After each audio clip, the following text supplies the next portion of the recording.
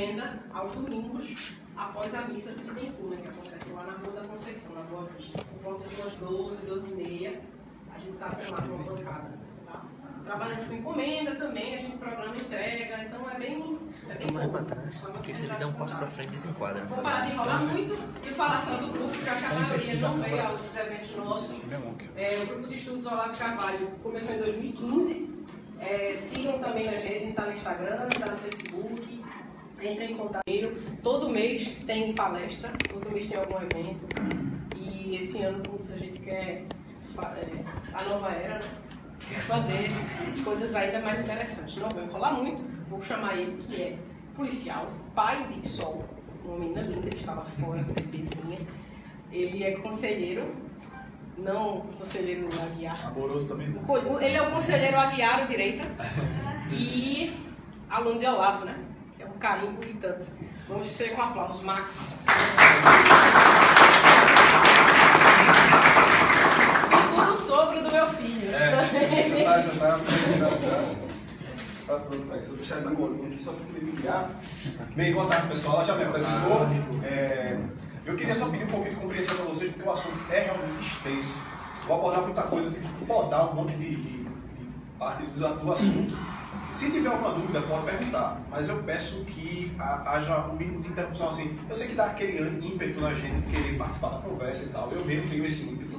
Eu tenho vontade de fazer parte de interagir com o palestrante, só que como o conteúdo é muito longo, eu tenho que podar muito, eu peço para vocês um pouco de compreensão. Quiser fazer alguma pergunta, sem problema, levanta a mão, eu vou parar, você diz o que você quer saber e eu cito, tá bom? Como ela disse, eu sou aluno do seminário de filosofia do professor Olavo Carvalho, mais especificamente do curso online, do COF, e o conteúdo dessa apresentação, ele não é um conteúdo proselitista, nem de direita, nem cristão, já que eu sou as duas coisas. Ele serve para qualquer pessoa, inclusive para uma pessoa de esquerda, que queira entender o porquê as ideias de esquerda sempre invariavelmente se tornam cristãs. É interessante a gente entender esse trajeto histórico que elas fazem, que as ideias de onde elas vêm e para onde elas vão, e por que elas têm esse efeito. Não é só um pouquinho, quando for falar mais sobre o slide, eu desligo aqui. É para a filmagem ficar. Sim. O título da palestra é um título bem spoiler, né? Parece mais título de episódio Dragon Ball Z. No fim do episódio tá Freeza lutando com o Goku. Quando é o próximo? No próximo episódio, a morte de Freeza. O cara ficou... Aí aqui eu já digo tudo o que acontece no trajeto da gente. Só que, como o próprio Sócrates já dizia, o início da sabedoria está na formulação de conceitos. Você conceitua bem as coisas, você sabe exatamente o que você está falando. E conceitos, palavras, elas são ferramentas que servem para a gente entender a realidade. Então, nada mais basilar do que eu explicar o conceito de esquerda e direita, porque tem até uma anedota minha, que uma vez eu estava dando uma palestra sobre a escalada da violência e a mentalidade revolucionária, lá pelas tantas da palestra, eu explicando um monte de coisa, quando vi uma senhora levanta a mão lá e fala assim: moço, me desculpa perguntar, mas o que é essa direita e esquerda que eu não entendo? Meu Deus do céu. Eu expliquei a palestra inteira e me esqueci de dizer uma coisa tão basilar como direita e esquerda, né? Aí o que acontece? Isso aqui era o parlamento revolucionário da Revolução Francesa. E, naturalmente, esse parlamento, quando eles se reuniram lá, após os eventos da Revolução Francesa, após o corte da cabeça do rei, inclusive, esse parlamento tomou uma organização natural. Você pode imaginar, por exemplo, uma sala de faculdade. Primeiro dia de aula, ninguém se conhece, as pessoas vão se sentar de maneira bem aleatória. Um senta aqui, outro lá, outro lá. Só que à medida que o ano passa e a gente vai começando a ter contato com as pessoas que a gente tem mais afinidade, a gente começa a se aproximar. Eu gosto mais de fulano, eu sinto mais perto de fulano. Eu gosto do doutorando, eu sinto mais próximo aqui do doutorando. E se eu disser para vocês aqui, sei lá, Danilo, meu amigo aqui, passou a vida inteira dele, ele sentava no fundão da sala. Eu preciso dizer mais alguma coisa? Você já sabe mais ou menos como é que era Danilo na sala de aula. E se eu disser que um cara sentava aqui na frente, olha o professor, o que é que ele fazia? Você já sabe também mais ou menos como é que era o comportamento desse cara. É claro que há variações, uma pessoa pode sentar na frente e ser um mongoloide. Acontece. Mas, não é assim, né? Aí, no parlamento da Revolução Francesa foi desse jeito. Os indivíduos que eles tinham mais interesse em avançar as pautas revolucionárias diziam: ó, pessoal, a gente já cortou a cabeça de gente? Já, mas vai cortar mais. A gente vai cortar até onde der. Porque a gente tem que avançar as pautas revolucionárias. O negócio é fazer isso mesmo, tem que tocar um terror. Porque, inclusive, a revolução não vai ser só aqui na França, vai levar lá para fora. Esse pessoal naturalmente sentou à esquerda do parlamento. Foi uma coincidência. E o pessoal que dizia assim, não, peraí, a gente já cortou cabeça demais, a gente já matou muita gente, vamos organizar a casa, vamos ver o que a gente faz, peraí, vamos criar uma nova... Já que a gente já derrubou a estrutura de Estado anterior, vamos organizar a nova. Esse pessoal sentou à direita. Aí se você prestar atenção, existe uma relação entre reacionário e revolucionário. O pessoal mais reacionário, que reagia ao avanço da pauta revolucionária, sentava à direita. E o pessoal mais revolucionário, assim, mais incendiário, sentava à esquerda. É claro que essas definições... Diga lá como. Na Bíblia existem passagens, né, que remontam a algo assim, tirei o coração do sensato, pende à direita, algo assim. Eu pensava que existia alguma relação, ou existe alguma relação com passagens bíblicas. Olha, é porque assim, a Bíblia, ela acerta as coisas antes mesmo de a gente entender como é que ela acertou. Ele diz um negócio lá, inclusive no começo, no slide anterior, eu uso a Torre de Babel. Não é por um acaso, não. Porque... pronto, o evento da Torre de Babel, eu costumo dizer que é o primeiro evento revolucionário da história. Eu fui ateu durante muito tempo da minha vida, fui convertido ao catolicismo há 2 anos, 3 talvez. E uma das vantagens de ter sido convertido ao catolicismo depois de velho é porque eu tenho a liberdade de fazer aquilo que um professor meu chamava de pergunta criança, que é aquela pergunta que é tão idiota que todo mundo tem vergonha de fazer. Eu, por exemplo, eu perguntava para as pessoas assim, por que raios? Todo mundo sabe que nele nós somos, nos movemos e estamos, né? Assim, não é Deus. A gente está em Deus, a gente faz parte dele. Por que a gente fala, para falar de Deus, a gente olha para cima? Deus não pode estar em cima, literalmente, né? O em cima tem que estar contido em Deus. Mas por que a gente faz isso? A gente faz isso por causa do conhecimento simbólico. O René Guénon dizia que a ciência simbólica é uma ciência exata. Assim, ela não varia. Em qualquer lugar do mundo ela funciona do mesmo jeito. E por que Deus estaria em cima? É porque se você olhar para o limite do horizonte seu, a sua visão, ela sempre termina no firmamento, na abóbada celeste. Se você olhar na beira do mar, você vai olhar, termina onde? Na abóbada celeste. Aí o que você está dizendo é que não é que Deus está em cima, é que Deus circunscreve tudo está contido nele. Aí quando eu falei que a Torre de Babel, porque você disse assim, na Bíblia dizia esse negócio da direita e da esquerda, fazer a correlação. Eu digo que a Bíblia acerta antes mesmo da gente saber. Ela já está certa, você nem sabe. Quando chega lá na frente, você faz, é por isso que a Bíblia falava isso. Na Torre de Babel, por exemplo, que eu digo que é o primeiro evento revolucionário da história, os descendentes de Sem, um dos filhos de Noé, eles chegam num vale, veja que coisa curiosa, eles chegam num vale e usam betume e tijolos, elementos da terra, para construir uma torre para atingir o transcendente, o firmamento, a lei. Aí eles estão tentando usar ferramentas da terra, do imanente, para atingir o transcendente. E o resultado a gente sabe o que é, confusão das línguas, ninguém entende mais nada, se perde todo mundo e acaba se espalhando. No final acaba fazendo o que Deus tem para fazer. Vocês vão ter que se espalhar por aí, pronto. Não adianta tentar bater de frente. Aí é isso, né? A Bíblia, ela tá certa quando faz essa relação entre o coração do sábio e tal. Mas assim, não é pelos motivos que eu estou apresentando, é porque a Bíblia acerta primeiro. A gente vem no vácuo, né? Aí sim, eu estava dando as definições de esquerda e direita. Aí como eu disse, os mais revolucionários estão à esquerda, os mais reacionários estão à direita, mas a gente vai ver que essas definições não cabem exatamente no nosso cenário de hoje. Não é exatamente assim.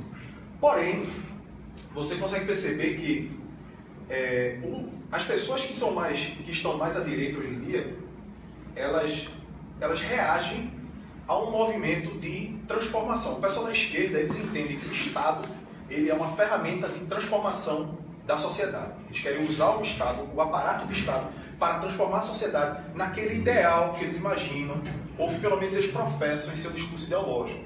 Que a gente também tem que separar isso. Ideologia não é uma ideia, não é a maneira como você pensa. Ideologia é um discurso justificador. Eu vou matar todos os infiéis em nome de Alá. Matar todos os infiéis em nome de Alá é o discurso ideológico. Eu estou fazendo em nome de Alá, não é porque eu quero. Agora, matar de fato é a ação real. Essa é a ação que importa. E o discurso ideológico da esquerda está sempre falando de um paraíso que a gente vai trazer, da igualdade que todo mundo vai ter, vamos viver em fraternidade e tal. E em nome dessa igualdade, o que é que a gente vai fazer? A gente vai usar o aparelho de Estado para transformar a sociedade nesse modelo ideal que a gente quer. A esquerda ela trabalha dessa forma, ela entende o Estado dessa forma, uma ferramenta de transformação social. A direita, ela entende que o Estado ele existe para servir ao indivíduo, ele existe para proteger a individualidade. Portanto, o Estado cresce, mas ele é limitado pela liberdade individual da pessoa. Portanto, o Estado não pode passar limites, por exemplo, de criar um sistema de segurança que consiga perceber a sua cara e saber onde é que você, qual foi a última coisa que você comeu, qual foram os seus gastos de cartão de crédito, esse tipo de coisa. Esse tipo de coisa não pode acontecer. Alguém que defende isso, se essa pessoa se diz de direita, ela está um pouquinho confusa, ela tem que calibrar alguma coisa. Aquele pessoal, essa crítica que eu estou fazendo, vocês sabem do que eu estou falando, né? Eu estou falando do pessoal do PSL. Se aquele pessoal, a crítica é de direita, está defendendo esse tipo de coisa, eles têm que rever os seus parâmetros lá. Aí assim, as definições de direita e esquerda, elas vêm desse cenário que eu apresentei para vocês, e à medida que o tempo passa, elas vão se adequando mais à situação que a gente está. E hoje a gente pode falar de maneira mais sintética que quanto mais intervenção na vida, na política ou na economia você demanda, mais à esquerda você está. E quanto menos, obviamente, mais à direita. E há gradações, porque não existe só a esquerda e a direita, não são blocos monolíticos, né? Não tem a esquerda e a direita. Então há níveis, por exemplo, o extremo da esquerda seria o comunista, onde o Estado é máximo. Ele ocupa cada esfera da civilização humana. E ele ocupa tanto que o próprio Karl Marx dizia que o comunismo seria implantado quando o Estado e a sociedade tivessem tão imiscuído, mas tão igualado, que não haveria nem não seria possível você diferir uma coisa da outra. Elas seriam uma e mesma coisa. Aí por isso o Estado iria subir. Não é que o Estado some, é que ele ia se imiscuir com tudo, ia se tornar tudo. E o inverso disso é o quê? Obviamente que é a anarquia, ou como o pessoal chama hoje em dia de anarcocapitalismo. Isso, o anarcocapitalismo, é o extremo da direita. Ao contrário do que muita gente pensa. Muita gente diz assim, mas os anarcocapitalistas, eles colaboram com a esquerda. É verdade, eles colaboram com a esquerda, porque eles colaboram com o movimento revolucionário internacional. Eu vou explicar mais na frente os motivos, vocês vão entender por quê. Mas ainda assim eles são de direita, porque eles demandam menos intervenção. Eles protegem tanto o indivíduo, mas tanto que eles acham que não deve haver Estado nenhum. O indivíduo deve ser o seu próprio gestor independente. Cada pessoa seria como se fosse um Estado à parte. A maneira de ver dos anarcocapitalistas. Max, rapidamente, essa questão de esquerda-direita também leva-se em consideração o contexto social, por exemplo. Isso se aplica a culturas árabes? Está entendendo o que eu quero dizer? Se essa definição de esquerda-direita se aplica lá, porque a direita para eles seria o que eles são hoje, né? O conservadorismo deles lá, da cultura deles. Não sei se você compreende. É difícil da gente colocar isso numa civilização árabe, porque eles são uma civilização árabe, são muçulmanos. Eu sempre digo para as pessoas que, na verdade, essa frase não é minha, essa frase é do Guénon. O Guénon dizia que trocar de religião não é como trocar de cidade nem de país, é como trocar de planeta. Os muçulmanos é como se eles vivessem num planeta completamente diferente do nosso. As regras são outras, a maneira de ver a realidade é completamente outra. Se você, quem aqui consegue ler em inglês, eu aconselho muito ler sobre esse assunto, um livro chamado Closing of the Muslim Mind, é o fechamento da mente muçulmana, do Robert Wright. Nesse livro ele explica como é que é a cosmovisão do muçulmano. Eles vivem em outra realidade. Aquilo que você vê, interpreta de um jeito, eles veem e interpretam de outro, completamente diferente. Diga lá. A tendência do Islã é sempre se tornar hegemônico, né? Isso aí talvez... Do Islã, sim. Então, isso talvez tire ele, tire a visão muçulmana, vamos dizer assim, da direita, ou seja, porque a direita não tende a se tornar hegemônica. Mas é porque não cabe, sabe? Não encaixa os conceitos de direita e esquerda com a civilização islâmica. Porque é outra coisa, outra dinâmica. É que nem o conceito de esoterismo e exoterismo. A gente pode usar de maneira analógica para a realidade da gente, mas ele só funciona bem mesmo na civilização islâmica. Porque lá é uma verdade absoluta, né? Não existe outra perspectiva, enquanto a esquerda e a direita têm perspectivas diferentes dela, né? Lá eles têm uma unidade, um centralismo profundo. O Islã é monolítico mesmo, sabe? Isso. Até porque eles não tiveram a Revolução Francesa no mundo islâmico. Não é aquela coisa ligada à religião, até o socialismo deles. Esse partido Ba'ath de Saddam Hussein era o socialismo meio que ligado à religião. Até porque o Islã, ele funciona como, que eu vou chegar nesse assunto também mais na frente, o Islã funciona como uma civilização pré-cristã. O modelo de Estado dele é semelhante. Eu vou chegar nesse assunto, você se lembre desse ponto, assim, civilização pré-cristã. Eu vou tratar sobre isso aí. Agora eu vou falar da queda da Bastilha e o batismo da revolta. Porque eu disse o batismo da revolta. Porque o termo revolução, esse termo, ele já não é o termo da ciência política. Não é. Ele é a primeira vez usado com esse sentido, no lugar de revolta, porque a Revolução Francesa, o mais correto seria a revolta na França. Mas se usa o termo da astronomia, que revolução significa literalmente translação, que é o movimento que os astros fazem em torno. É a órbita que eles completam em torno de um planeta, sei lá, do Sol. Isso aí, revolução significa literalmente isso. E por que os agentes da revolta revolucionária, eles usam o termo revolução porque eles fazem? Porque eles querem dizer que, assim como o movimento de translação dos astros, que não há nada que a gente possa, não existe força na Terra capaz de tergiversar, impedir, parar o movimento de um astro no céu. Não tem como fazer isso. Você, no máximo, que você pode fazer é prever. Ah, ele está aqui, ele eventualmente vai passar por aqui. Não tem como evitar. Isso vai acontecer. Quando eles se referem a revoltas como revolução, o que eles estão dizendo é isso. É que não é que é uma revolta, não é uma simples revolta. Isso tem que acontecer invariavelmente. Não há como você parar. Vai acontecer e não discuta. Você pode prever quando vai ser. Aí você adere ou não. Acho que vai acontecer, vai. Aí, a primeira vez que esse termo revolução é usado para se referir a algum evento político é nesse evento da queda da Bastilha. Ele até tem essa imagem que lembra aquela cena de filme de vampiro, né, que está no castelo, um monte de camponês com um negócio na mão e tal. É bem parecido com essa imagem. A queda da Bastilha foi uma revolta que precedeu a Revolução Francesa, pouco antes mesmo. Foi já naquele magma revolucionário da Revolução Francesa. A queda da Bastilha, ela ocorre quando Camille Desmoulins, que era um jornalista na França, ele soube, ou ele quis dizer isso para as pessoas, para agitá-las, que o rei, ele estava marchando com umas tropas para poder parar com as revoltas que a população estava fazendo. Estava vendo pequenos saques, né, que estava numa crise financeira lá na França. A França estava aparecendo mais ou menos de maneira analógica que a gente vê na Venezuela. Aí estava vendo alguns saques e tal, gente passando fome, gente revoltada, uma elite intelectual agitando as massas justamente para poder mudar aquele estado político que tinha lá na França. E aí o Camille Desmoulins foi para uma certa multidão e fez assim: gente, ó, o rei está vindo aí. E ele está vindo marchando com as tropas. Ele vai pegar vocês tudo e vai matar todo mundo, ele vai passar geral. Então vocês vão ter que arrumar uma maneira de se defender. Então vocês vão pegar em armas. E sabe onde é que as armas estão? Elas estão lá nos Inválidos. Os Inválidos eram um hospital que tinha lá. Vocês vão lá nos Inválidos e pegam aquelas armas para se defender. Senão vocês vão se ferrar. Aí a turma saiu doida, foi nos Inválidos, foi pau em freira, pau em padre, que saiu quebrando tudo. Tomou as armas dos hospitais, desse hospital, se armaram, só que estava faltando pólvora. Aí o Camille Desmoulins fez: ó, tem mais, a pólvora está lá na Bastilha. Se vocês entrarem lá, a Bastilha é uma prisão, vocês entrarem lá, pegarem a pólvora, aí vocês vão estar muito bem preparados para se defender do rei. Aí o pessoal vai na Bastilha, não tem outra, vão lá, quebram tudo e pegam a pólvora lá e se preparam para um confronto com o rei, que nunca aconteceu, o rei não veio. Mas o rei depois ficou sabendo por um assessor, alguém informou, o assessor chegou para o rei e fez assim: ó, aconteceu assim, assim, assado. O rei fez: ah, então houve uma revolta? Aí ele fez: não, não foi uma revolta não, foi uma revolução. Essa foi a primeira vez que o termo revolução foi usado na história para se referir a uma revolta. Porque eles acreditavam, como eu disse, que era algo inevitável, não tinha como impedir aquilo de acontecer. A Revolução Francesa, né, que ela ocorre logo em seguida após a queda da Bastilha, ela é um evento que, no sentido que eu acabei de explicar, o termo revolução não tem nada, porque não foi uma coisa inevitável, foi algo preparado, ele tem uma finalidade.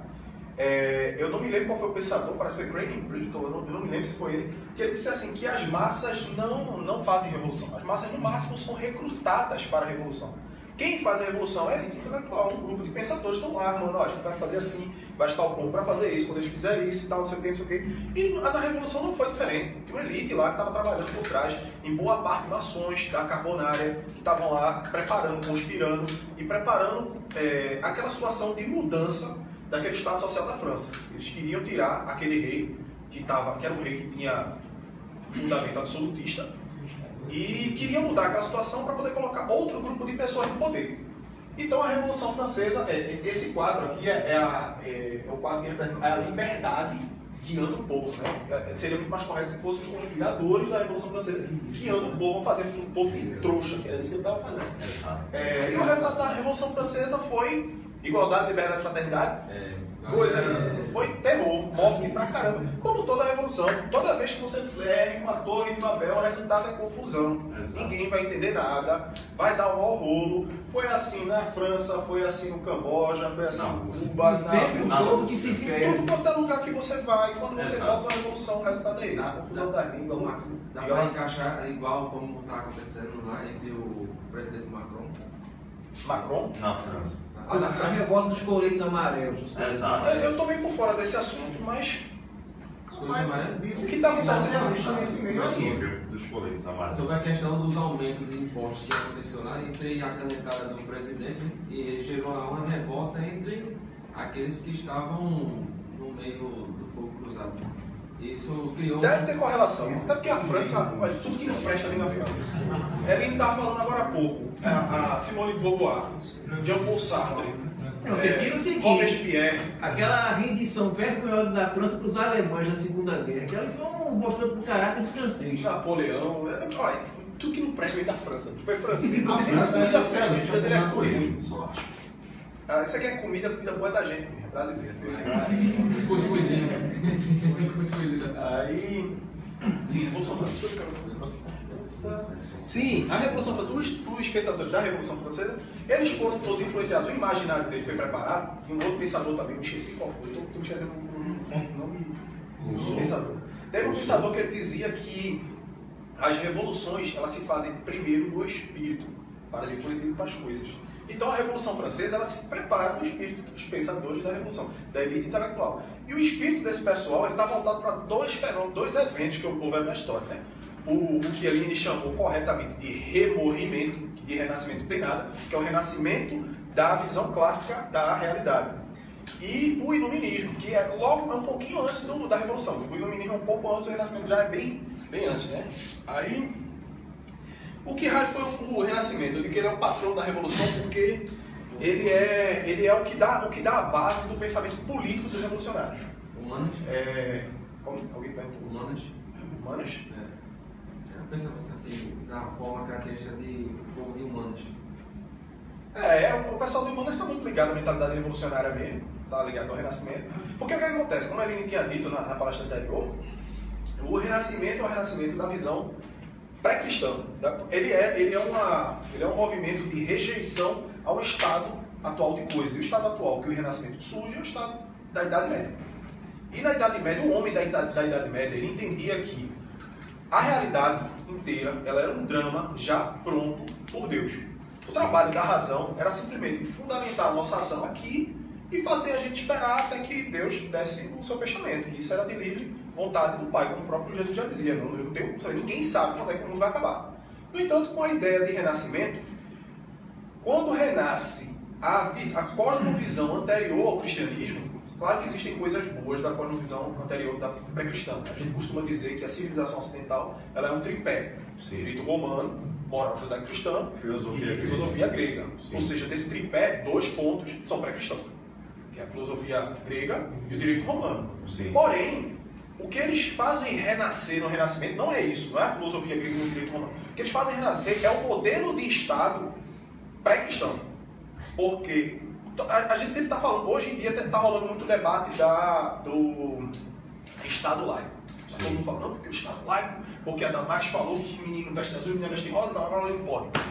O Estado laico é uma inovação cristã. Quem inventou isso foram os cristãos.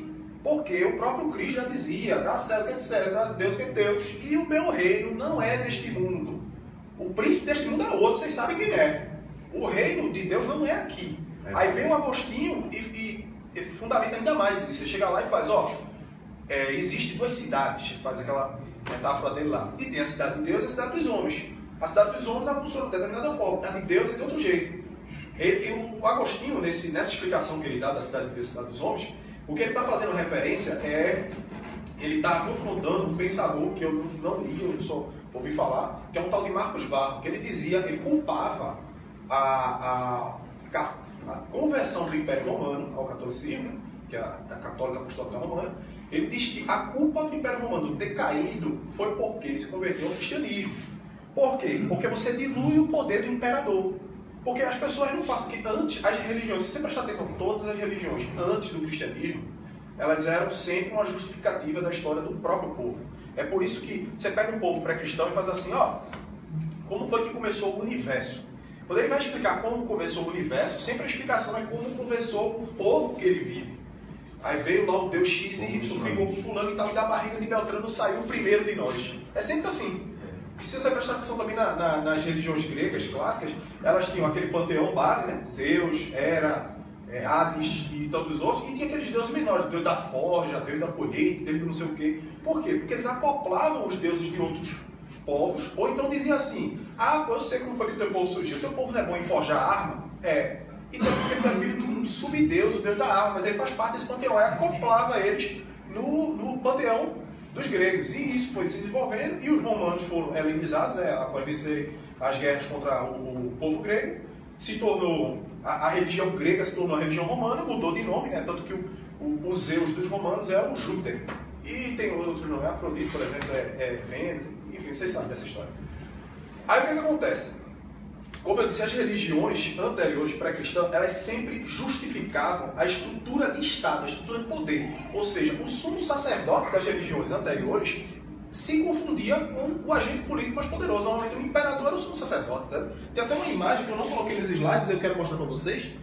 Essa imagem aqui, ó, que é uma cena da série Roma, da HBO. Cadê isso? Engraçado, né? Aqui, achei. Essa imagem aqui vai aparecer. Pronto. Isso aqui é o imperador romano. Ele indo discursar para a população de Roma após eles vencerem o grande combate. Repare que ele está com o rosto pintado de vermelho. Por quê? Porque nesse momento ele não é um imperador. Nesse momento ele é o próprio Júpiter encarnado na frente deles.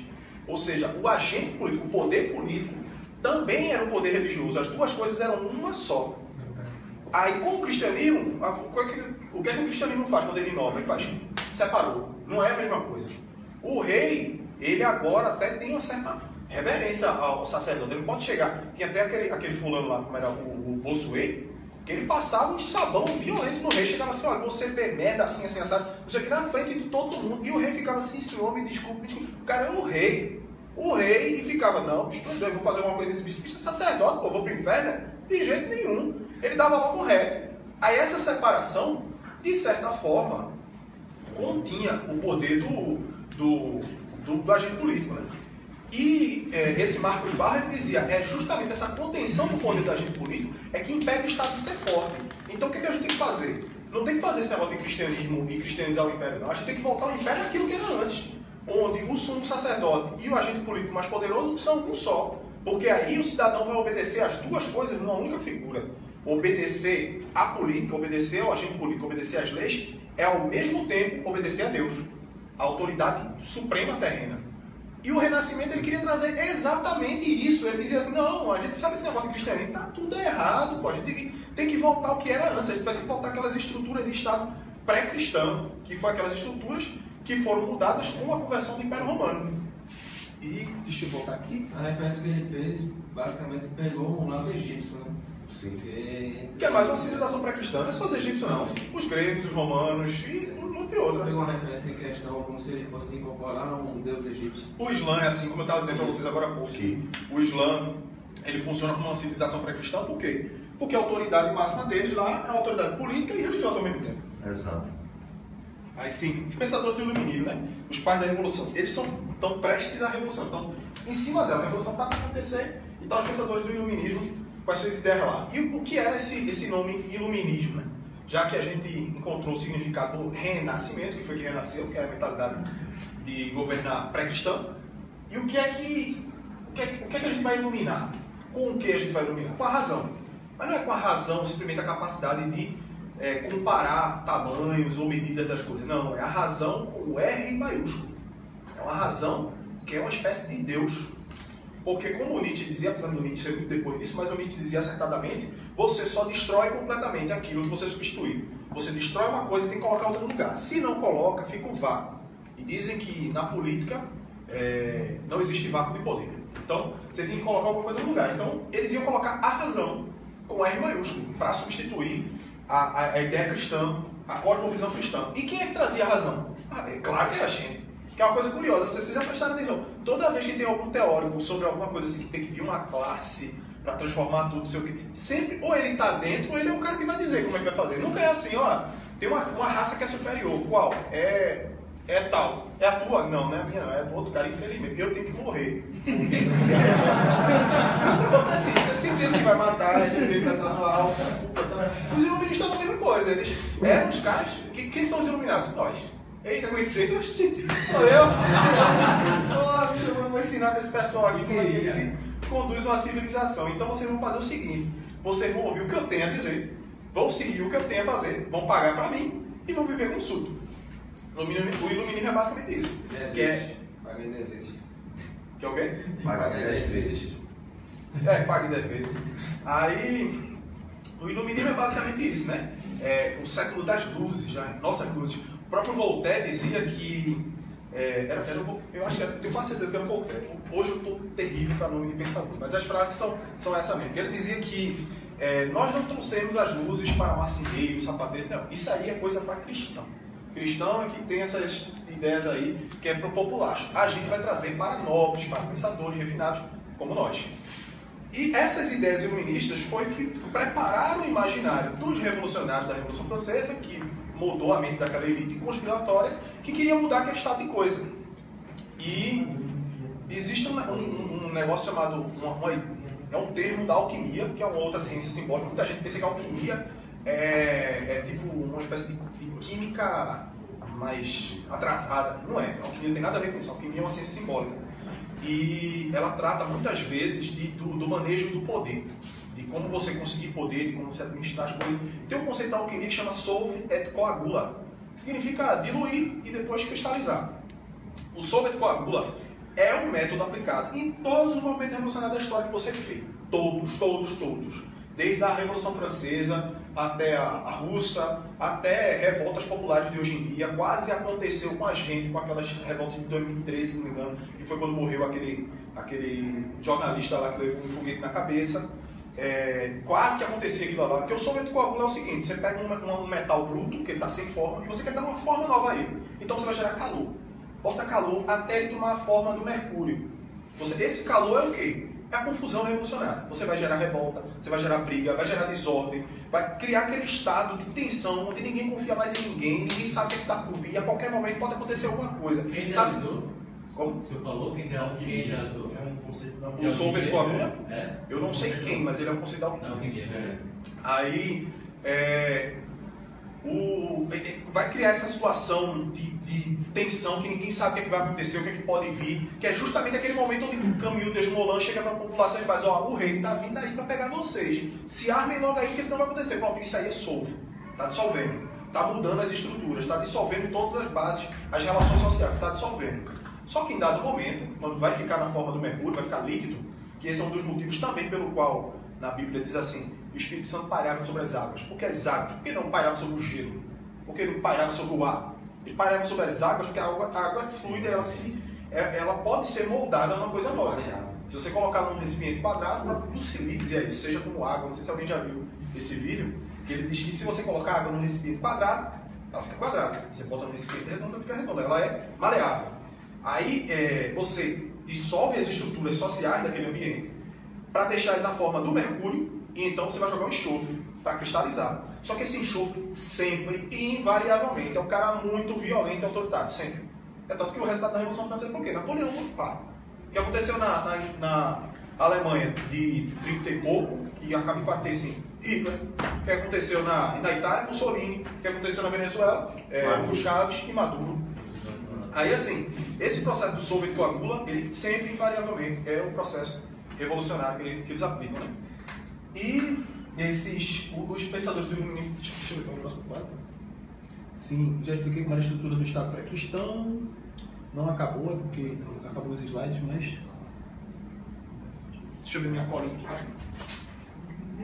Sim, e isso, eu já expliquei para vocês esses fenômenos que aconteceram. Isso molda o imaginário da esquerda clássica, porque uma das perguntas que eu recebi por inbox, agora vocês ignoram isso aqui, eu vou mostrando as fotos depois quando for necessário. A esquerda clássica, que alguém perguntou assim: como é que pode a esquerda clássica que pensava, era totalmente antes desse negócio de sex lib, esse negócio de gaysismo, de feminazi, esse tipo de coisa, como é que, se você apresentasse isso, por exemplo, com Karl Marx, ele dá um tabefe na tua cara. É o quê? Gaysismo aqui? Tá ficando doido esse negócio de gaysismo, não tem proletariado, não quero um negócio desse não. Como é que essa esquerda que pisava desse jeito acaba virando essa esquerda hoje em dia do esquerda Dilma? Tutela. A esquerda tutela mesmo, essa porcaria. A esquerda Bambi. A esquerda Bambi, João Willis. Aí, como é que isso acontece? É porque essas esquerdas, como eu disse para vocês, não existe uma esquerda só. É um bloco monolítico. Existem várias. A esquerda clássica, a esquerda Karl Marx, a esquerda Hegel, Kant, a esquerda Gramsci, essa esquerda vem desse Paulo Freire, essa esquerda vem desse imaginário do iluminismo que eu acabei de explicar para vocês, toda essa trajetória que eu fiz. E agora vem uma esquerda nova que surge, é pós-moderna, ela é depois da construção do Muro de Berlim, né? Com o término da Segunda Guerra, que os intelectuais clássicos que pensavam que tinham essa visão de mundo tal qual baseada nos revolucionários, esses intelectuais clássicos, eles foram frustrados. Porque eles viram assim, pô, a gente tinha uma teoria que explicava toda a realidade, explicava para o proletariado, então, vocês têm que se unir a nós para a gente virar esse estado de coisa. Porque o Marx, ele acreditava que o capitalismo, ele tinha em si o germe da sua própria destruição. Porque ele dizia que o rico ia ficar tão mais rico que ia esmagar o pobre de tal forma que a única maneira que o pobre tinha de sobreviver era virar o jogo. Tinha que fazer, não, peraí, acabou isso, vamos virar esse jogo. E como o proletariado era a única classe que não tinha abaixo dela nenhuma outra, se essa classe mandasse em todas as outras, todo mundo ia ficar bem.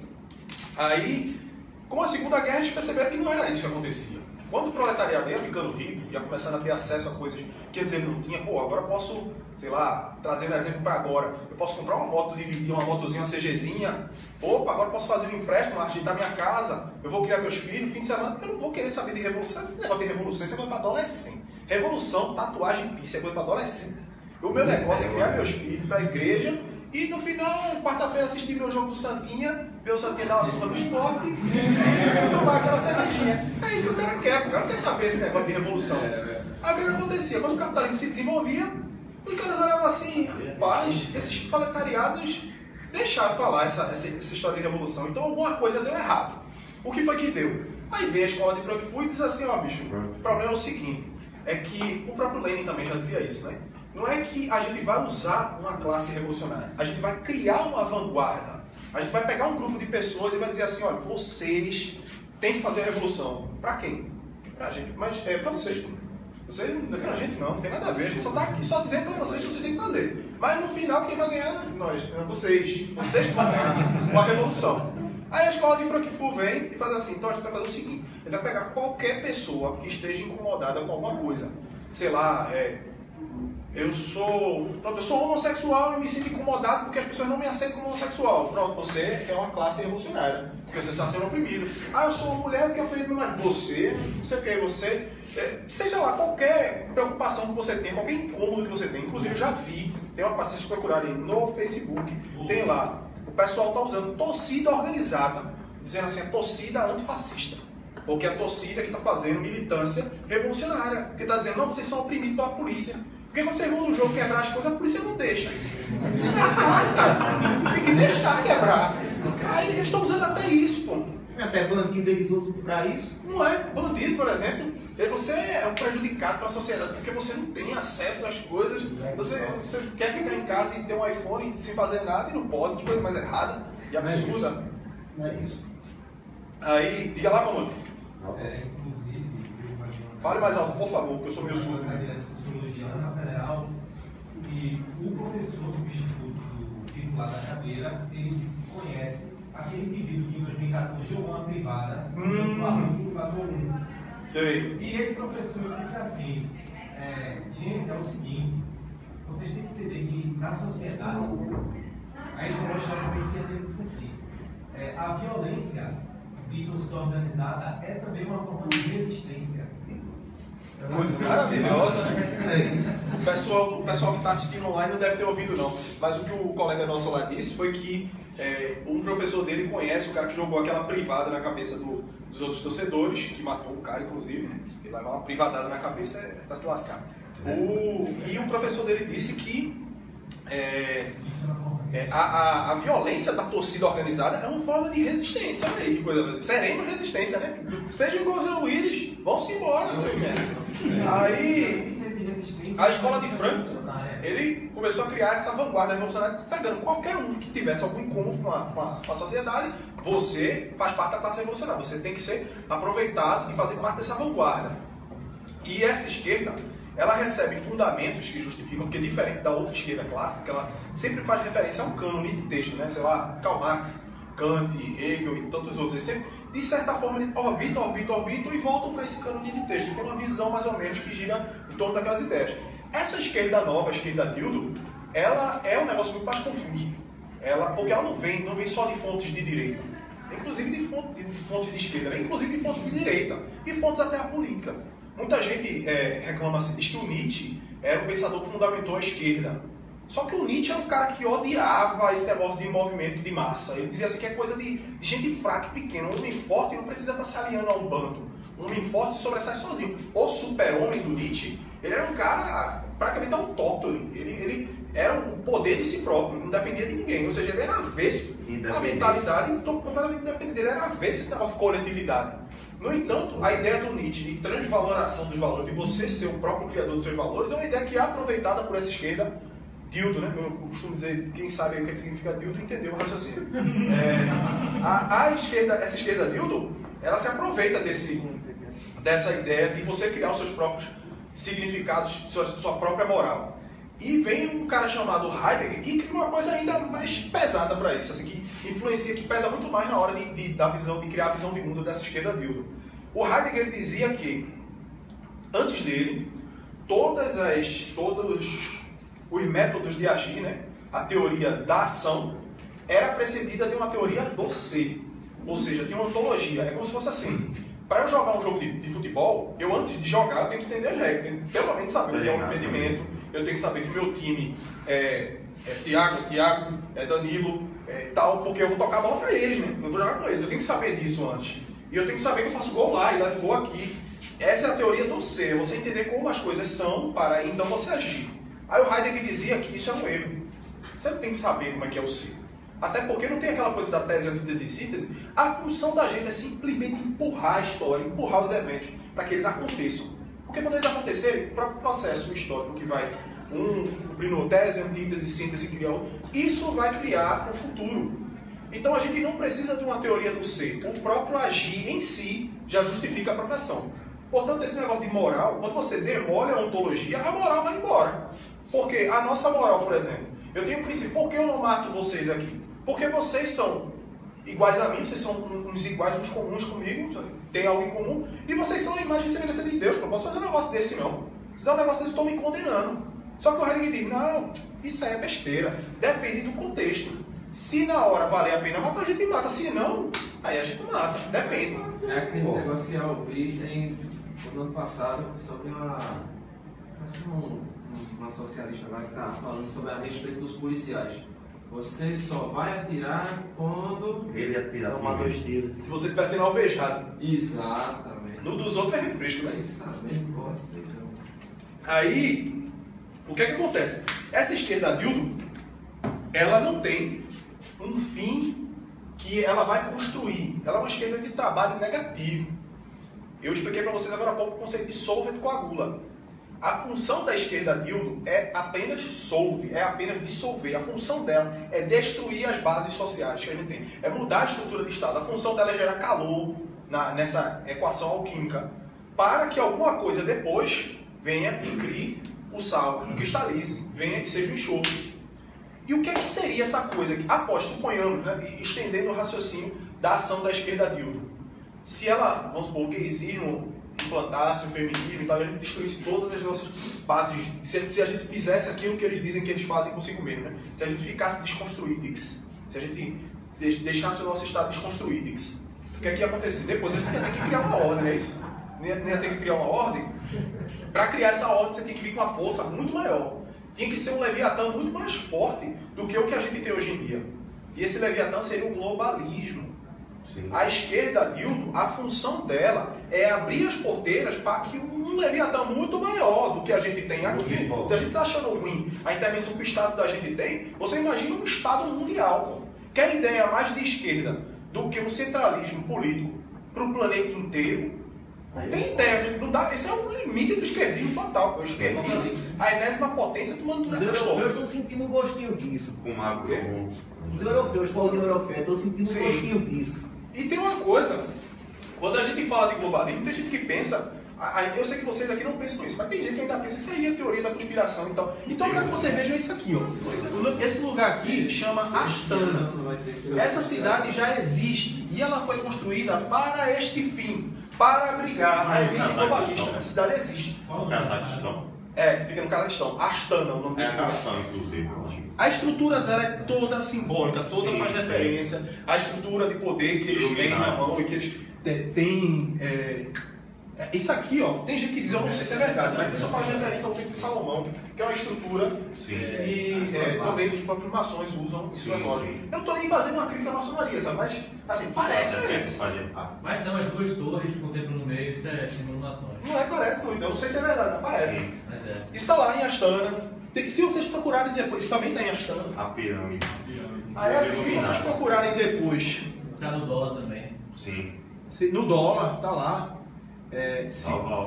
Se vocês procurarem depois também, ó, isso aqui, pronto, aqui ó, o governo do mundo, vários países e tal, as pessoas levando seus países, seus símbolos dos seus países para eles governarem. Dá para fazer até isso. Ó. Se você procurar também depois no YouTube, escreve lá China Ordos, O-R-D-O-S, a cidade de Ordos. A cidade foi toda construída, tá prontinha, tem semáforo, tem trânsito, sistema de esgoto, prédios, tem até um McDonald's lá. E a cidade está completamente vazia, não tem ninguém, ela está esperando o povo chegar. Tem as tábuas da Geórgia, né, que fala sobre isso também. Tem as tábuas da Geórgia. Que é justamente o preceito para que isso aconteça. Para construir isso. O projeto globalista, ele está a todo vapor. E tem gente ainda tratando isso no seu pé. Aí, que mentalidade doida de vocês. Vocês são muito teoria da conspiração. Tem um livro do H.G. Wells, que é o cara que escreveu o livro A Máquina do Tempo. O nome do livro é Conspiração Aberta. Diagramas para uma Revolução Mundial, que eu cito lá no vídeo. Mas são as mensagens subliminares que são incutidas desde os desenhos animados. Não sei se você já viu. De teoria da conspiração, desde o desenho animado, nossa mente é ensinada a associar conspiração Illuminati a lunático. A lunático. Quem acredita nessas coisas é maluco. Aí no livro A Conspiração Aberta, o H.G. Wells está falando abertamente. Tanto que o nome do livro é Conspiração Aberta. Ele está dizendo, não, você não tem que se envergonhar, não tem que esconder isso de ninguém, não. A gente tem que fazer abertamente mesmo. Você pega o livro chamado Maquiavel Pedagogo, onde o Pascal Bernardin, ele mostra, o livro é bem pequenininho, Maquiavel Pedagogo, a parte interessante dele é a parte das técnicas.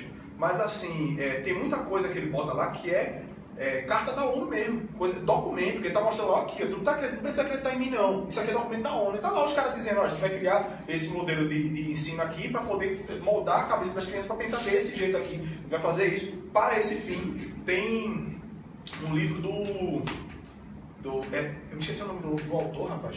É um livro que só tem em inglês, que ele chama... o nome dele é False Dawn, significa literalmente falsa aurora. Ele fala sobre a URI, United Religion Initiative, a iniciativa das religiões unidas, que eles já criaram uma religião biônica para substituir esse cristianismo que está atrapalhando o projeto do poder global. Porque, como eu disse para você, o poder global é um governo único, ele óbvio não pode ser democrático, tem que ser um governo ditatorial, porque ele somente... Oi? Alguém falou alguma coisa? Não. Somente para poder você criar a estrutura de contagem de voto de um poder global já seria uma estrutura absurda, porque você vota o mundo inteiro. Então, assim, o governo globalista, ele tem que ser um governo ditatorial, tem que ser mesmo, não tem alternativa a isso. E para ser um governo ditatorial, você tem que obedecer ao governo com a mesma força e ímpeto que você obedece a Deus. Sim. Por isso que você tem que colocar, você tem que tirar esse cristianismo que separa poder de Estado e poder de Deus. Não pode. É por isso que globalismo, ideias de esquerda, sempre e invariavelmente se tornam cristãos, porque o horizonte último do nosso tempo é o globalismo, não é o marxismo, como alguém dizia. Tudo deságua no globalismo. A esquerda clássica, essa esquerda que pega em fuzil, e a esquerda que pega em vibrador, que é essa nova esquerda agora que vai criar esse processo de dissolve nas nossas estruturas da sociedade, entendeu? O conteúdo é esse, eu espero que tenha ajudado os senhores. Eu tenho algumas imagens que eu posso mostrar depois. Então, eu me perdi no meio da explicação, passei direto. Mas é isso aí. Eu espero que tenha se completar, poderia até fazer uma distinção em questão de globalismo com globalização. Pronto, sim, é uma coisa também, conceito. Diga lá. Max, onde se encaixa aí na questão do globalismo, né? Onde eles acabam capitalizando o Islã para também ajudar de forma mais rápida a se chegar a essa eventualidade? Boa pergunta. Eu vou dar um conceito de globalismo, globalização, que o colega perguntou, e aí eu respondo a pergunta. Globalização é um processo econômico, meramente econômico. É quando a economia ela se torna tão dinâmica e tão bem arranjada que ela se otimiza de tal forma que ela se otimiza pelo planeta inteiro. Você usa a matéria-prima que você pega na Amazônia, que você pega na Austrália e bota para ser manufaturada do cara na China para ser vendida na Alemanha, sei lá. Tudo isso faz com que o produto final chegue tão barato que não dê nem para o cara local competir com aquele poder e tal. E assim, isso é uma coisa que era natural, tinha que acontecer. Isso é globalização. O globalismo é isso que eu falei, um projeto de governo do planeta inteiro. As palavras se parecem, mas os conceitos, na maioria das vezes, não todas, mas na maioria das vezes são antagônicos. Porque a globalização ela acaba impedindo, de certa forma, um pouco o globalismo. Diga lá, eu tenho uma pergunta. O conceito econômico de globalização é a intensificação das interações e relações entre países devido ao crescimento econômico dos mesmos. Perfeito, é isso mesmo. É uma definição muito boa. Aí o colega perguntou, como é que o Islã se encaixa, não é basicamente isso, é como é que o Islã se encaixa no projeto. Como é que os globalistas eles capitalizam o Islã para de forma mais rápida chegar ao seu resultado final, né? No começo da palestra eu disse para vocês que o Islã funciona como uma religião pré-cristã, porque ele junta a autoridade eclesiástica, se é que eu posso usar esse termo para o Islã, mas ele junta a autoridade espiritual com a autoridade terrena, né? Ou seja, ele volta àquela situação anterior a Agostinho. Por exemplo, essa é uma figura até que eu queria mostrar para vocês. Essa imagem daqui, ela é a capa do primeiro livro, O Leviatã, do Hobbes, né? Você conhece o Leviatã, né? Então, aqui.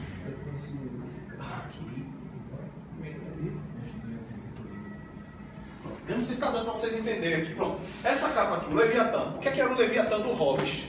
O Leviatã era uma força irresistível que ninguém poderia desobedecer. Não tinha como. O Hobbes dizia que o homem, em seu estado natural de vida, ele vive um estado de todos contra todos. Eu tenho interesses pessoais, você tem interesses pessoais e ele tem interesses pessoais. Em dado momento, isso vai entrar em conflito. E eu vou tentar sobrepujar você e ele, e você também e vice-versa. Então a única maneira da gente conter essa guerra de todos contra todos é que a gente escolhesse um. Dizendo assim, pronto, a gente vai dar o poder para esse bicho aqui. E ele vai ter o poder total de decidir o certo ou o errado, e a gente vai ter que concordar. Não pode discordar dele de jeito nenhum. Não pode ter contestação, no caso. Não pode ter contestação, tem que ser uma força irresistível. E na capa do primeiro livro, Leviatã, você vê aqui a figura. Isso aqui é um monarca, tem a coroa aqui, né? Sim. O corpo dele é formado de pequenas pessoinhas, é um monte de pessoinha, para significar que o monarca representa a multidão. Na mão direita ele tem a espada, que é o poder do Estado mesmo, o poder terreno. E na mão esquerda ele tem o cetro, que é o poder divino, o poder do além. Ou seja, esse Leviatã, esse grande poder que iria controlar todo mundo, ele tem que ter o poder da multidão com ele tem que ter o poder das armas, o poder do Estado, tem que ter o poder sacerdotal, e ele é inquestionável. Isso é a estrutura de Estado do Islã. E essa é a estrutura que o globalismo quer implantar. Então o Islã não vai de encontro com o globalismo.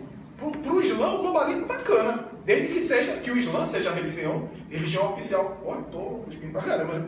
Desde que o Islã seja a religião oficial do globalismo. Diga lá, comando. Sim. Mas porque o Islã também tem um potencial revolucionário. Né? Muito. Aí, assim, quer dizer, o que acontece é que, por exemplo, todos esses grupos, como, por exemplo, LGBT, criminoso, bandido, muçulmano, todos esses grupos, eles têm um potencial revolucionário. Quando a classe proletária deixou de ter esse potencial revolucionário, surgiu a nova esquerda, assim, vamos dizer assim, angariando apoio desses grupos, por conta desse potencial revolucionário deles. O Islã é um desses grupos, né? Quer dizer, só que o Islã é o coagula, né? Do sol. O Islã é essa coisa que vai criar, ele é o enxofre. A ideia do Leviatã, ou seja, o Leviatã, no caso, ele teria um competidor aí, vamos dizer assim, que seria o próprio Islã, ou seja, o Islã, ele quer ser esse Leviatã. Pronto, exatamente. Mas aí, o Islã, ele seria, como eu disse, né, do exemplo do Soviet coagula, o Islã seria o enxofre dessa equação alquímica. Não é à toa que quase sempre os defensores dessas coisas... O Tairine citou quem? Simone de Beauvoir e Jean Paul Sartre. O Sartre era o quê? Não, a gente tem que transar com criança, tem que transar com todo mundo, sexo livre, é isso aí. Quando o Sartre morre, ele se converte ao quê? Islã. Porque se você dissolve suas bases morais, dissolve sua cosmovisão, tudo, você vai precisar de uma coisa que diga assim, bom, já que você não sabe o que é certo e o que é errado, não sei o quê, eu vou dizer o que é certo e o que é errado. O que é certo e o que é errado é isso aqui. Por quê? Porque sim, pode lá denunciar. Pronto, o Islã é isso. O Islã é exatamente isso. Eu vou dizer para você o que é. E você simplesmente concorda. Aí, a Bíblia chama de anticristo, né? Esse Leviatã, que vai Então, governar com anticristo. seres de ferro, olha, né? dizem e eu acredito que o governo global é o governo do anticristo, né? Isso. Porque Sim, como você vai fazer É o poder sacerdotal e o poder de Estado se tornar um só, não é que vai ser o príncipe deste mundo, você vai ser o rei deste mundo, né? Aí assim, é o diabo, mas mesmo uma potência está potência. Como o Lula disse, Mais alguma coisa aí? acima de Deus. Eles querem ser. A viabilidade- Só que tá, é um pouquinho difícil fazer isso. Ei, Max, a viabilidade nesse processo, A viabilidade o quê? nesse processo do globalismo, É que nem o comunismo, porque assim, os caras dizem o que eles querem fazer. O que eles querem fazer, não dá para fazer. Mas o que eles vão fazer no meio do caminho, segure. Que o balanço vai ser pesado. Sim. O comunismo é a mesma coisa. Não, a gente vai criar uma sociedade igualitária, todo mundo vai beber, não sei o quê. O resultado é o quê? Morte, pô. Torre de Babel, que foi que eu apresentei no começo da palestra. Primeira coisa. A gente vai usar elementos terrenos, imanentes, para atingir o transcendente. A gente vai criar o paraíso na Terra usando coisas da Terra. O resultado foi o quê? Confusão das línguas, ninguém entendia nada, no final você espera que seja espalhado pelo mundo. A Bíblia já diz isso lá. Mas caras, não, mas peraí, a Torre de Babel não valia não. A gente agora vai fazer a Revolução Francesa e vai encontrar um negócio bacana. Qual foi o resultado? De novo! A gente vai fazer a Revolução na Rússia. Agora sim, agora vai funcionar. Viu? Resultado é o quê? Morreu gente de novo. Aí Venezuela, não, agora dessa vez vai. É aquela coisa, mas o comunismo diz que vai atingir a igualdade.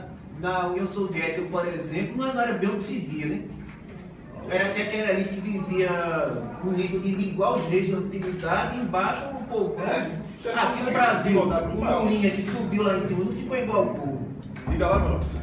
esse Leviatã hipotético aí, você disse que ele tem que ser irresistível. Tem que ser um poder Mas irresistível. o Leviatã real, ele é resistível? Os candidatos a Leviatã são resistíveis? Mas é porque eu disse, né? Tem uma separação entre ideologia e verdade. Ideologia é um discurso justificador. Eles dizem o que eles querem fazer. Olha, eu tenho aqui, você tem que obedecer a esse poder irresistível para que a gente atinja o paraíso na Terra. O resultado vai ser ele? Não vai ser. Aí assim, ele não é irresistível. Eles estão querendo que você, eles estão dizendo para você, você tem que obedecer, você tem que fazer, porque é inevitável, porque isso é uma revolução. Revolução não tem como você controlar.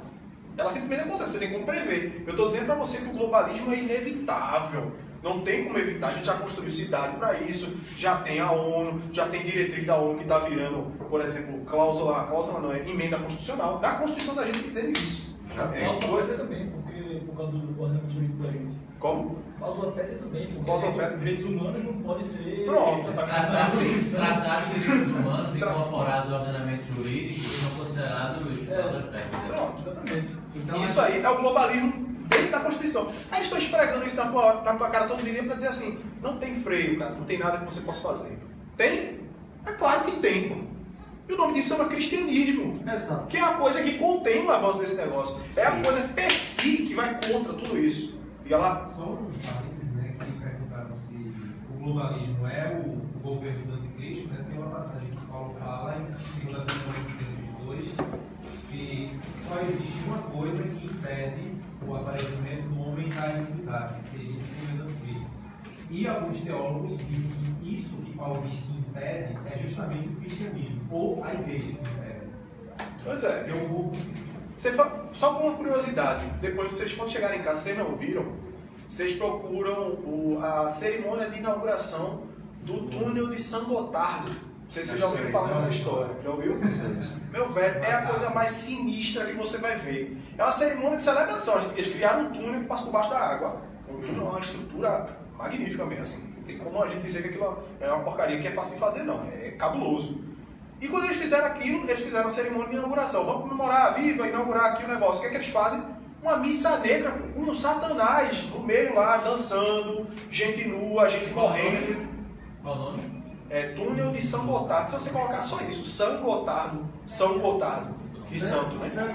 São Gotardo. Pronto, o colega lá já achou. Procura isso depois e assiste aí, você vai ver. Aí os globalistas dizendo, e os caras que foram na cerimônia, não foi assim, seu Zé da Esquina, seu Joaquim do Twitter, não. Foi só a elite globalista mesmo. Grupo Bilderberg, família Ford, Rockefeller, Rothschild. Então, eu tenho uma pergunta, Max. Com o advento desse globalismo, né, e a ONU dando essa força, A gente sabe que a Europa, né, está tomada pelos muçulmanos, né? Você vê a França que ganhou a Copa recentemente, né? Sem francês. Sem francês. Mas não tinha francês, só Cristo. Então o que é que acontece? Eu queria saber assim de tu, se tu acha que há um projeto, se existe um projeto para inundar o Ocidente com essas mesmas diretrizes que estão acontecendo na Europa, esses mesmos movimentos e essas mesmas características. Isso que o pessoal chama de crise migratória, isso não existe. Está acontecendo na Europa, chama Hégira. No Islã, para você ter uma ideia, esse evento Hégira é quando o muçulmano ele sai de um lugar, entra em outro, em trégua, não, veja bem, ele não está em paz, ele entra em trégua, e lá ele começa a se multiplicar, fazer filho, não sei o que, para depois tomar o lugar de dentro para fora. Uma espécie de cavalo de Troia, só que versão islâmica, né? A Hégira é tão importante para o Islã como agente político, que ela é o ano zero do Islã. Porque qual é o ano zero do cristianismo, do calendário judaico-cristão? É o nascimento de Cristo. Cristo nasceu no ano que começa, aí depois 1, 2, 3, 4, 5. No Islã, o ano zero é o ano de uma Hégira. Não é o ano do nascimento de Maomé, não. É quando eles fazem uma Hégira. Eu não me lembro se é de Meca para Medina ou se é ao contrário, mas é uma coisa assim. Eles estavam num lugar, porque o muçulmano ele tem um termo que ele usa diferente para paz e trégua. Dar salam é o mundo da paz. Salam. É por isso que ele fala, assalamu aleikum. É a paz e a saúde a você. Um negócio assim. Aí, salam é paz. Trégua é hudna. Hudna é trégua. Se você prestar atenção, eu não sei qual é o título dessa entrevista, mas tem uma época que aquele bicho Ahmadinejad, ele tá falando alguma coisa Tu tá ligado nessa história já? Pode falar, diga. É porque o professor lá ele tem uma tese sobre o globalismo, de três poderes. O globalismo ocidental, o russo e o Sim, tem. Vamos falar sobre um pouquinho do russo chinês, né? Você quer que eu fale? Ele tá querendo, eu não sei se vocês ouviram, acho que não conseguiram ouvir aí, estão assistindo ao vivo. O colega lá perguntou sobre os 3 esquemas globalistas, 3 grandes grupos, eu trava a língua esses grandes grupos globalistas. E esses 3 grupos, né, que a gente conhece, é o bloco russo-chinês, o califado, a Irmandade Muçulmana, e os socialistas fabianos, ou os socialistas ocidentais, ou meta-capitalistas, é tudo a mesma coisa. O colega pediu para falar sobre eles, né? Isso é o professor Olavo quem explica. O bloco russo-chinês é o único que se confunde com a região física, assim, que é a Rússia e China. Aí o califado muçulmano, a Irmandade Muçulmana, ele é um grupo religioso, posso dizer assim, o poder sacerdotal, uma casta sacerdotal. E os metacapitalistas é o agente político PSI, né, que ele usa o poder financeiro. Como é que eu posso... Por que essa organização, de certa forma, natural? Porque são 3 tipos. Quer que eu conclua ou quer... Não, é porque é o seguinte. Essa questão do bloco russo é meio contestável, já que, por exemplo, as relações comerciais da Rússia com a Europa são muito mais fortes devido à dependência energética da Europa Oriental, da Europa Ocidental, até um pouco, acho que a Alemanha, dentro do gás e do petróleo russo, do que justamente uma relação diretamente econômica com a China. Ou seja, esse alinhamento até é contestável. Outra coisa, o mundo islâmico ele não é monolítico. Você tem, vamos dizer... Wahhabita, xiita, sunita. Exatamente. Tem muitas variações. Essa tese do bloco islâmico, essa tese do bloco russo chinês, é meio monolítico, é meio, assim, contestável, entendeu? Mas veja só. Mas é bom você colocar essa coisa. Tem um conceito do Guénon que ele dizia assim, o Guénon dizia que existe uma unidade metafísica das religiões. O Guénon não estava dizendo que, por exemplo, existe um ecumenismo, que todas as religiões são iguais. Não é isso. O que ele está dizendo é que unidade metafísica é como se fosse... Metafísica é a maneira como você enxerga, é a estrutura da realidade. É como tudo se encaixa. Aí o Guénon dizia que há uma unidade metafísica porque em cima tudo converge. É um negócio meio complicado de explicar, mas tem sua razão de ser. O que ele estava querendo dizer é que, ao término da ação daquelas coisas, elas apontam para o mesmo lugar. Não quer dizer que elas vão chegar, mas elas apontam para o mesmo lugar. A Rússia e a China, elas são diferentes, têm cosmovisões diferentes, mas elas apontam para o mesmo canto, sabe? Elas tendem para o mesmo fim. E os muçulmanos em si, wahhabitas, sunitas, xiitas, eles também apontam para o mesmo fim. A gente poderia comparar, né, respeitando as proporções e as diferenças, mas, por exemplo, quantas denominações protestantes existem? Várias, mas eles apontam para o mesmo fim, sabe? É fácil de você juntar esse pessoal para agir em conjunto, é tanto que a gente tem que agradecer para os caras, sério mesmo. Eu sou católico, mas eu tenho que agradecer aos nossos irmãos protestantes. Se não fossem eles, hoje a gente estava na ditadura comunista. Sim. Hoje, semana passada, quem estava governando o Brasil não andava. Porque Haddad pressupondo que o Haddad fosse viajar, sei lá, talvez ele estivesse viajando hoje apoiando Maduro. Sim. E a gente estava sob o governo do Fernando Haddad. Se a gente não está, foi graças aos nossos irmãos protestantes, velho. Porque eles se organizaram na hora lá, com suas diferenças, não sabe esse negócio de diferença, a gente esquece, é todo mundo Bolsonaro, fechou e vamos nessa. Exato. Aí assim, os muçulmanos são diferentes, não. Mas na hora que o bicho pega mesmo, negativo, a gente vai contra o Ocidente mesmo, e é isso aí, fechando aqui e vamos... Na verdade, o propósito, tanto da Rússia quanto da China, chamado bloco da Eurásia, é o Estado máximo, eles convergem para o Estado máximo, o Estado controlador, para um Estado onde o Estado será Deus, como dizia o Exatamente. Quem é o chefe da religião estatal russa? Vladimir Putin. Pra gente ficar aqui em pé de igualdade, eu sou protestante e sou grato aos meus irmãos católicos também. De nada, né? Eu creio que, da mesma forma que você falou, que os globalistas ele têm um fim em comum, nós temos nossos fins em comum também. Só muda a equação. A equação é diferente, de uma forma diferente. Mas, de fato, nós temos os mesmos objetivos, né? Que diferente dos globalistas, que tem um fim depreciativo, né? Que não leva à formação do homem a canto nenhum, né? E a formação da sua personalidade a canto nenhum. Isso aí é de forma já, dentre o tempo e a história, e até mesmo o que a gente vem observando nos últimos tempos, já é de fato concreto de que só a cultura judaico-cristã que de fato tornou o homem, né, mais digno de sua própria raça. É verdade. E ela pode falar mais sobre a Égida? Sim, Égida, quem está explicando. A Égida, como eu estava dizendo, Hudna, né? Hudna é o termo que eles usam para trégua. Tem um vídeo no YouTube, eu não me lembro mais o nome, infelizmente, mas talvez dê para vocês encontrarem. Hudna se escreve H-U-D-N-A. Que o Ahmadinejad está fazendo um discurso na ONU, se não me engano, que ele está falando, não sei o que, nós estamos em Hudna. Ele não diz que está em paz, não. Ele está dizendo que está em trégua com os caras. Ou seja, daqui a pouco, quando a trégua passar, a gente vai tacar de novo, a gente vai brigar de novo. E nessa trégua, o que é que a gente faz? Manda um monte de muçulmano para a Europa. Você presta atenção, eu acho que eu tenho essa foto aqui no meu computador, velho. Peraí. Que é... Cadê? Rapaz, eu acho que eu tenho ela aqui, velho. Não, essa porcaria, velho, que saco.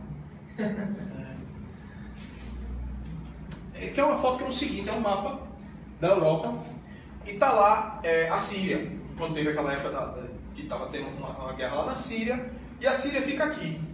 Aqui fica o Irã, é muçulmano também. Sim. Mas os refugiados da Síria atravessavam a Europa inteirinha para a Alemanha, Inglaterra, não sei o quê. Por quê? Porque para que eu vou para o Irã se o Irã já é muçulmano? Sim. Eu vou para onde não é. Aí eu vou em Hudna, em trégua, chego lá, passo 10, 15, 20 anos, porque a média de filho para um homem muçulmano, um homem católico não, um cristão, um homem ocidental, melhor dizendo, que aí fica mais abrangente, um homem ocidental, a média de filho é 2.1, 2.1 filho. A média de filho do homem muçulmano é 8.2 por homem muçulmano. É boneco até umas horas. Aí os caras fazem um monte de boneco. 20 anos depois, esse boneco tudo muçulmano vira a maioria na hora das eleições. Ou seja, vão ganhar tudo. Exato. O prefeito de Londres é o quê? Muçulmano. Exato. Quem é o vice do Maduro? Muçulmano. Na França, quando os caras vão fazer as preces deles lá, eles fecham o trânsito. É no meio da rua. Tá indo pra casa, 6 horas da noite, vou voltar pra casa e tal, assistir aquela novela bosta. Vai não. Vai ficar preso no trânsito porque os muçulmanos vão estar rezando. Esse é o tipo de coisa que eles fazem. A Égida é isso. É você entrar num período de paz, reproduzir, criar um monte de cidadão lá, e depois nas férias, o que é que o muçulmano que vive na Europa faz? Volta pra Síria. Nas férias, pô, eu não tava fugindo de lá, pô? É isso. Se eu tô fugindo de um lugar que tá em guerra, eu não quero voltar pra aquela desgraça mais nunca. Eu vou viver aqui. Uma guerra silenciosa, né? Max, esse Brexit do Reino Unido, Já? É, minha filha. Veio tirar dúvidas. Veio tirar dúvidas. Sim, esse Brexit que aconteceu, né, também aconteceu também para conter esse fluxo de... Em parte, sim. Que o Reino Unido está tomado também, né? Acho que cheio de mesquita para todo lado. Né? Porque o Brexit, né, a gente fala muito isso e esquece, o nome significa literalmente Britain X, saída, né? Saída da Grã-Bretanha e tal, da Grã-Bretanha e da zona do euro. Porque o que acontece? Você entra na zona do euro, tem um parlamento específico, e eles criam leis, e eles não são eleitos, tem até aquela cena icônica daquele bicho, como é que é o nome daquele coroa da Inglaterra, como é que é o nome dele? O coroa da Inglaterra. Coroa da Inglaterra. Que ele é conservador, daquele bem bronco e tal. Nigel Farage. Aí Nigel Farage, ele chega assim pro cara e faz assim, o cara tá discussando lá no Parlamento Europeu. Aí o cara fala, não, porque a gente tem que fazer isso, tem que fazer aquilo, não sei o quê. Quando o Nigel Farage vai falar, ele faz assim, permissão, excelência, boa noite, pessoal, não sei o quê. Quem é o senhor? Eu nunca vi o senhor na minha vida. O cidadão da Inglaterra não sabe quem é o senhor. Fulano não sabe quem é o senhor. Ninguém conhece o senhor está legislando pelo povo da Inglaterra. Que raiz é isso, pô? O povo da Inglaterra sabe quem sou eu. Eles votaram em mim, mas não votaram em você. O governo globalista é exatamente isso, sabe? Tem um grupo de pessoas iluminadas, assim como os iluministas, e decidem pra gente o que é bom, o que é ruim, o que é o belo, o que é o feio. E a gente vai fazer o quê? Aceitar. Outra pergunta. O STF brasileiro seria nossos iluminados? Podemos dizer que sim. Aquela desgraça. É isso, porque o STF são caras. Só esse negócio, o fato da gente não poder fazer praticamente nada para impedir aqueles caras. O cargo de ser vitalício já é uma coisa muito esquisita, sabe? O Barroso militando a favor do aborto. Pinta e borda, pô. Né? Aquele bicho mesmo defende legalização de droga, aquele tudo ajeitadinho, tem um jeito meio de viado. Barroso. Aí aquele bicho defende liberação de droga, defende aborto, defende tudo que não presta, na cara dura e não quer nem saber, bicho. Mas o aborto ele entrou na maioria dos países do Ocidente através da Suprema Corte. A indicação dos presidentes do Senado, e a gente sabe que o lobby lá é forte. A Rosa defende imigração em massa no Brasil também. Tem um nobre ali que está querendo fazer uma pergunta. Não, eu vou colocação, na verdade. Assim, nessas paradas de iluminado, eu creio muito nisso por conta da forma como o pessoal transmite. Mas não descarto a possibilidade de ter um fundo de verdade nisso, né? E tem um jogo da década de 90, se não me engano, foi logo no ano 90, e tem cartas falando sobre algumas coisas assim, de técnica social, você controla, você muda e tal. E o nome do jogo é Nova Ordem Mundial. E tem uma carta que o nome é a Corte Suprema. Interessante, né? Interessante. Mas é que assim, no jogo teve a carta da queda das torres gêmeas. Tem, Torres Gêmeas, revisão populacional. Porque é aquele negócio, a vida imita a arte e a arte imita a vida, velho. Tem muito disso, sabe? Às vezes você pega se a gente fosse fazer uma analogia bem já que tá falando de jogo mesmo, eu gosto de jogar o World of Warcraft, eu jogava, não sei se vocês já jogaram. Você presta atenção, a classe sacerdotal, né, que é mago, feiticeiro, essas coisas, normalmente o trabalho deles é muito lento, tanto que início, começo de level, o sacerdote ele é muito fraco. Agora quando chega no high level, aí a coisa vira. O guerreiro se lasca. O guerreiro no começo é a classe mais fácil, você vai matando todo mundo, rodando a marreta na cara de todo mundo. Analogicamente, ele pode comparar o guerreiro sendo militante, né? Que ele vai na frente e destrói tudo e tal. Mas a casta sacerdotal, que é esse um dos motivos pelo qual o professor Olavo acredita que nos 3 grupos globalistas, né? O Islã ele pode levar a melhor, porque o Islã é uma classe sacerdotal. O horizonte de percepção da classe sacerdotal é sempre maior do que a classe bélica, que no caso seria o bloco chinês, de maneira analógica, né? Ou a classe econômica, que seria os metacapitalistas. Né? Aí assim, pode ser que no começo do jogo o Islã não esteja tão forte assim, mas lá no high level, aí o jogo vira, mano. Aí a coisa... A jogada é outra. A jogada é outra. Pois é. Mais alguma coisa? Posso só fazer uma colocação aqui? Pessoal, só para quem não me conhece, sou o Thiago, do Direito do Pernambuco Jabotão. A gente está iniciando uma parceria com a Arena de Debates, a Organização Império Brasil, Cavalaria da Direita, e a gente vai montar uma série de palestras a partir do mês que vem, já, de fevereiro. Vai abordar desde a monarquia, ao darwinismo na educação, materialismo na educação, sobre a questão, a importância da porte e do posse de armas. Então são vários temas que são recorrentes no nosso dia a dia, e essas palestras elas vão ser também como fonte de consulta, né? Às vezes assim, a gente entra em tanto debate, tantas discussões, às vezes ele não tem tanto argumento que tem que ir lá estar pesquisando. Então vai ser uma palestra, ao mesmo tempo uma roda de debate, onde todo mundo vai poder, que nem está aqui, né, debater sobre os temas e trazer especialistas para que eles possam dá mais amparo na hora da gente argumentar. Então, só que se vocês puderem só acompanhar na página do Direita Pernambuco, que a gente vai estar divulgando os eventos lá. Mas uma coisa, o pessoal do Direita Recife tem uma palavra, né, verdade? Isso. Na verdade, uma breve Quer vir pra cá não? palavra, Porque tá passando ao vivo na página do Direita Pernambuco, acho que pessoal do DPE Jaboatão aí, que não sabia que estava presente. Mas para quem não me conhece, meu nome é Vitor Borba, sou economista, sou cristão católico, como nosso irmão. Oi? Conservador, obviamente. Você é católico? Tem que ser, né? Mas aí, a gente está fundando, na verdade, agora no início de 2019, o Diretório de Recife. Diretório Direita Pernambuco no Recife. Quem for do Recife, por favor, procura o Luiz, tiver interesse em integrar o movimento. A gente tem realmente essa pegada de fazer palestra, de estar em movimento.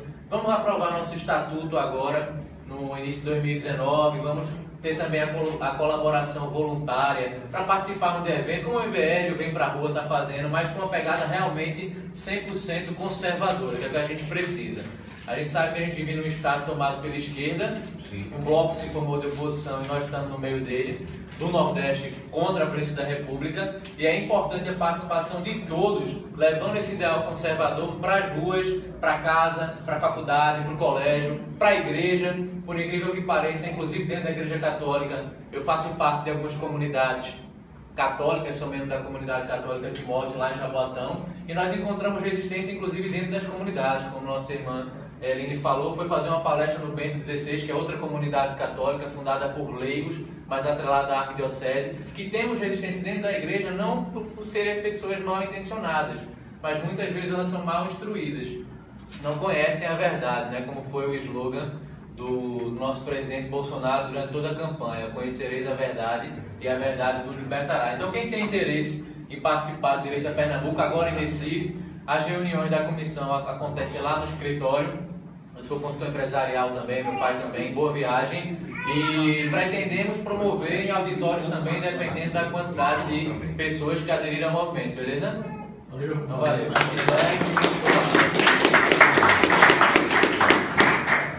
Bem, obrigada a todos novamente.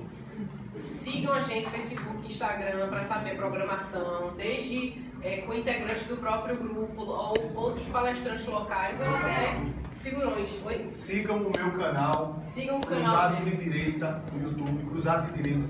Aí pessoal que está assistindo aí a live, Cruzado de Direita, siga aí a nós. Sigam a página da A Eternos Livraria. A melhor livraria do Brasil. Eu já vejo slogan natural. Enfim, tem uma programação extensa que a gente está pensando já para os próximos meses, então confiram para não perder vaga, que sempre tem um monte de gente que diz: eu não vi, eu não me inscrevi. E como ainda temos um tempinho aqui no espaço, é a hora de conferir livraria, tá? Então, obrigada, até a próxima. Fiquem ligados, mandem questionamentos, divulguem para outras pessoas. As palestras ficaram postadas lá na página do Direita. Também foi transmitido via live no Instagram. E é isso, vamos comprar livros e depois vamos comprar.